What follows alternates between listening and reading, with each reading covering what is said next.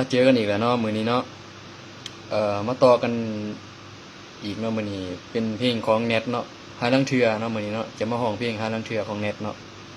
จะมาร้องเพลงหาลังเทื่อให้ฟังเนาะม่วนหรือบ่ม่วนก็มาติดตามรับฟังหรือรับชมแล้วก็ช่วยกดไลค์กดแชร์ให้หน่อยเด้อ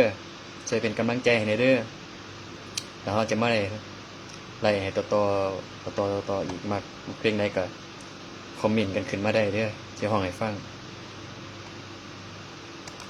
ไปเลยเนาะ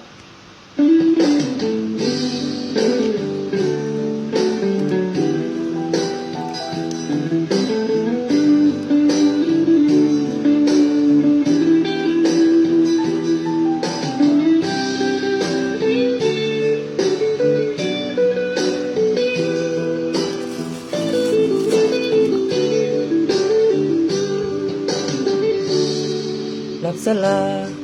พักก่อนไอ้สิก้อมเจ้ายามใจเหงาถูกโลกรังแกทำร้ายมาหาเรื่องเธอหัวใจเปียกสุ่มด้วยน้ำตาก็ต้องการกับผู้ฮักสักคนให้พักนอนหาหนังสือสีมีคนเฮาเคยต้องการมีคนหาได้แอบอิงอุ่นไอกันสัมผัสทุกใดก็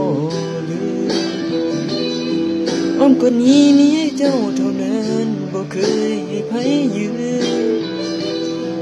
มีไว้ท่ากอดเจ้าจากมือแลกคุกและสู้มือ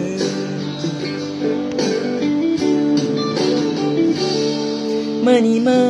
เอียงแก้มมาไอสิหอมแก้มกะแสงดาวสีแนมแสงเดือนสีแอบส่องหางเธอคนเฮาเข้าใจกันก็มีแต่เฮาสองอยู่นำกันมองที่เฮาฮักเฮาส่งถึงกัน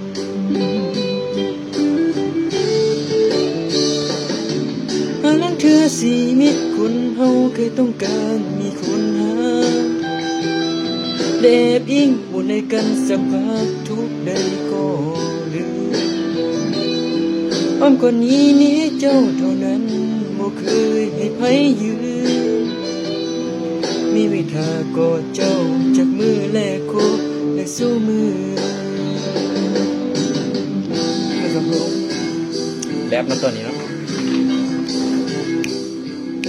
เอาดีนิ้วแทนซะ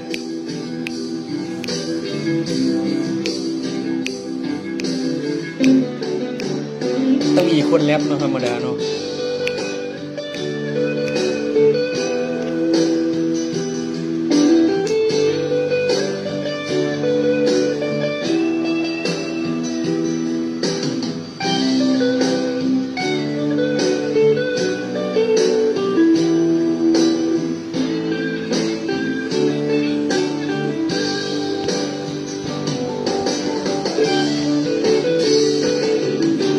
เทื่อชีวิตคนเฮาเคยต้องการมีคนหาได้แอบอิงอุ่นให้กันสัมผัสทุกใดก็ลืมอ้อมคนนี้มีเจ้าเท่านั้น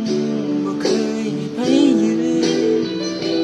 มีแค่กอดเจ้าจากมือแลกโคกและสู้มือโอ้เสียงกระทะเหล็กมากครับ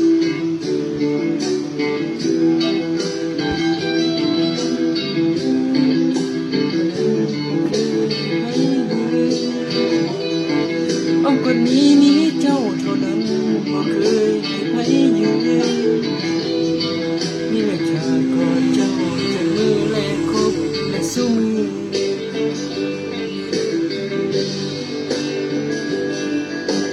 สู้มือ